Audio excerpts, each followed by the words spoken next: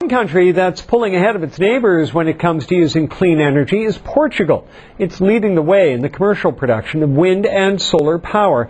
And now it's using the high seas for its newest innovation. The CBC's Nancy Durham explains. Portugal lives by the sea as it's always done. Its people proud of their great navigators like Vasco da Gama. Now Portugal is exploring again, this time discovering the power of the sea. It has just become the first country to use wave power to make electricity commercially. Just one more green entry in Portugal's expanding renewable energy portfolio. They're catching up fast in wind power too, as they build Europe's largest wind farm. Mother Nature was generous to Portugal. There's wind power and wave power most of the time. And here in the south, in Moura, the sun shines almost all of the time, and the Portuguese are really taking advantage of it. And another world first. This is the largest photovoltaic plant on Earth. Hundreds of silicon panels which turn sunlight directly into electricity. When all the work is done, these shimmering tennis court-sized boards will be capable of supplying power to 30,000 households.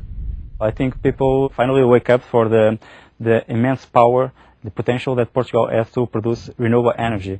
It doesn't make sense to produce energy by using imported gas and oil. If we have waves, we have wind, we have sun.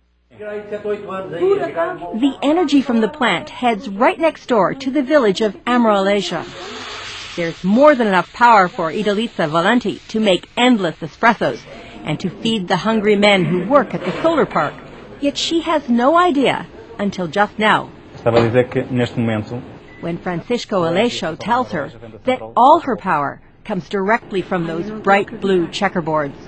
She can't believe it. Eu não estou a acreditar. Slowly it dawns on her that it's true. And this, she says, makes her happy. I was real thrilled with what she said, because after all of these years of work, hard work on these power plants, realized that people really start to see the fruits of our work. Yeah, it's really a thrill for me. And the latest thrill for Portugal is the wave machine. It's called polamas, an ancient word for sea snake. On this calm day, it's hard to imagine what it can do. But here, during tests, we can see wave action. When its hinges are forced against each other, electricity is created. They have 3 machines now and 25 more on order. Each one can provide electricity for about 1,500 households. Wave energy is really where wind energy was 15 years ago. If you look at what happened in Denmark with wind energy, Portugal has the opportunity really to be the leader in this technology. Portugal is also cashing in on wind energy.